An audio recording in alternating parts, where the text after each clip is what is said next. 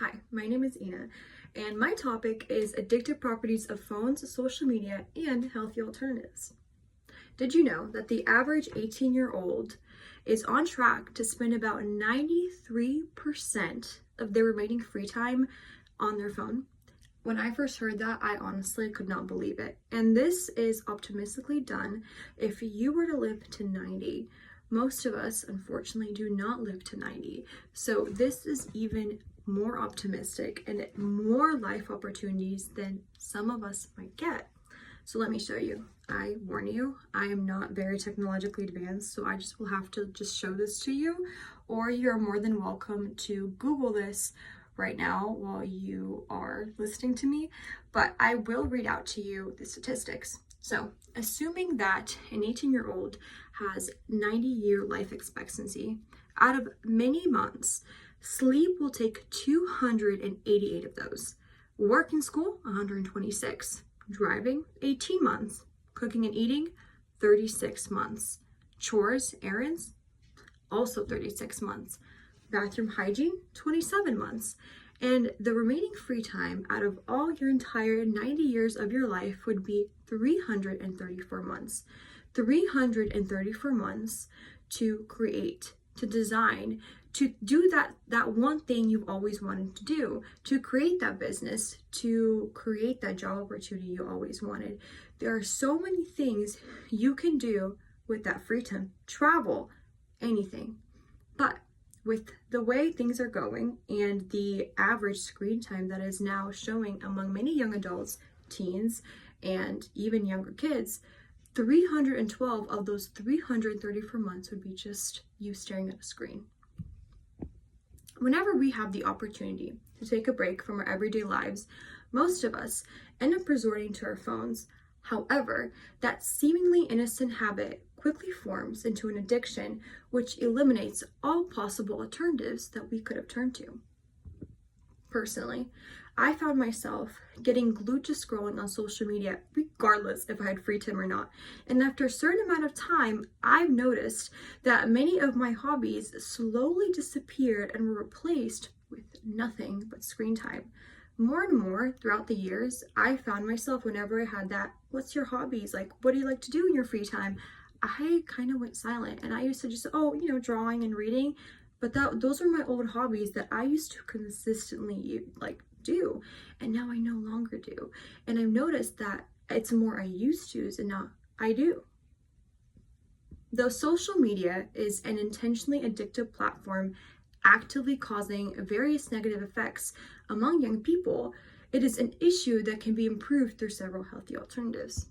In this speech, I will shed light on the addictive properties of phones and social media, along with healthy alternatives to screen time. So, my first topic is social media is designed to addict the user, physical mental health effects of social media, and healthy alternatives to do instead of scrolling. For instance, there are unpredictable reward mechanisms that are sneakily intertwined into social media apps. The engineering is similar to that of casino slot machines, since the user is unaware whether they will win or not. Studies have shown that by using screen time, users have formed pathways in their brain that are similar to cocaine addicts. So whenever you have seen or maybe visited a rehab center, and there are many individuals and people that are, addicted to various substances, the very same pathway that it was formed in their brain because of their addiction, many of us who are addicted to our phone form that very same pathway. In turn, levels of dopamine rise, and the user finds themselves returning to the platform to see if they scored shares, likes, or comments. Doom scrolling quickly became a go-to expression as it rapidly infiltrated the lives of many. For instance, the ability to infinitely scroll made short-form content all the more addicting. Another factor that comes into play is algorithm-driven content that automatically tailors the user's feed to fit in with their preferences. Have you ever noticed that whenever you search something up on social media or on TikTok, and it was like a very niche thing that you searched up, and suddenly you are getting all of those niche things on your phone and they're just popping up one after another? But not only that, you also see a lot of ads. Like if you searched up, oh, exercise to do at home, you suddenly get ads for like sports equipment or sports clothes. So basically, they're not only trying to waste your time, but your money as well. Now that we've gone over some of the engineering that goes into social media, let's take a look at the mental and physical health effects of using it. So have you ever felt and found yourself fatigued, groggy throughout the day? It may have more to do with social media than you think. When doom scrolling, many find themselves staring at a screen way past their bedtime. I'm guilty of it too, which ultimately leads to sleep deprivation and insomnia.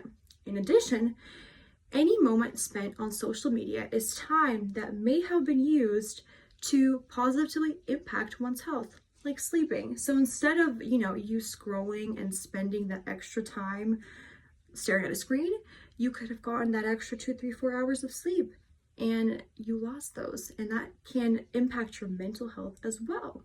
So, for instance, being addicted to or even moderately using social media can have great effects on one's mental health. There is no wonder why that with the introduction of filters and staring at perfected images all day has its fair share of effects on mental health, specifically on teenagers and young adults who think that they do not fit in with the modern day beauty standards. Also, fear of missing out, or FOMO, also comes into play, actively making the user feel as if they are missing out on the next photo or video if they stop scrolling. This can even go as far as triggering anxiety in some individuals due to the fact that they are not living the lifestyle of someone they see on the platform. Not only just, scrolling on social media can be detrimental on just wasting your time, but you can also feel jealousy or envy, or you just feel insecure that you're not enough, or you just find yourself vicariously living through other like influencers on social media instead of going out and doing your best to maybe replicate that life. If they're traveling, maybe you start trying to travel or save. Though the negative effects of social media addiction are extensive, there is an equally vast range of healthy alternatives to help break that detrimental cycle.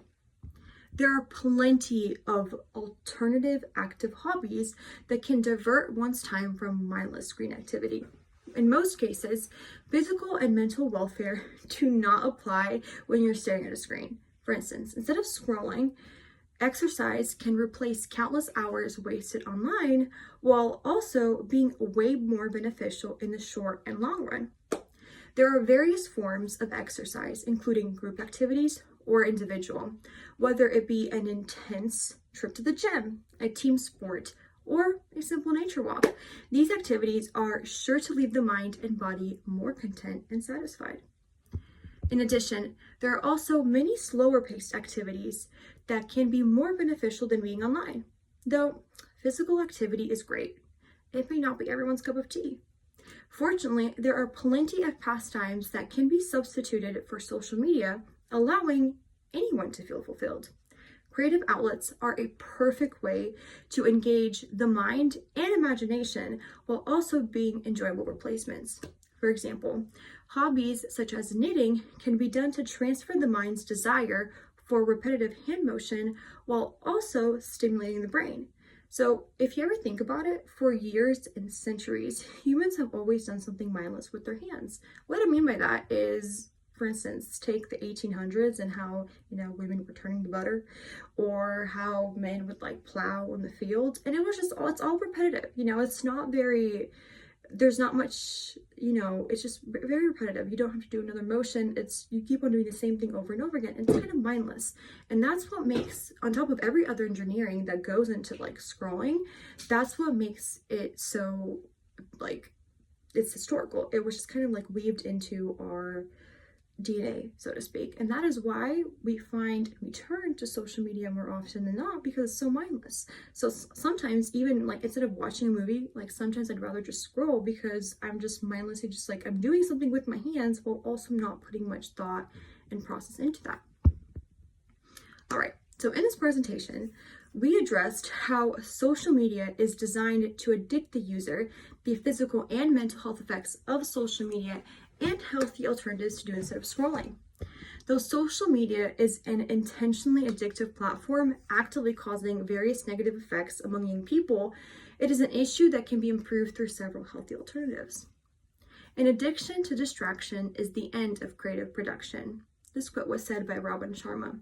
This is a great reminder of the potential creativity that can be destroyed while you slowly waste away scrolling on your phone. Many of us are natural and talented philosophers, thinkers, artists, creators, painters, actors. We have so many talents inside of us that we kill by just wasting away our lives by, vicariously living through someone else on our screen. So instead of doing that, go outside, live your life, touch some grass, and start living out your dreams that you thought were never possible to achieve, because they are. Well, that is all I have for you today. Thank you for taking the time to listen, and I hope you have a great rest of your day.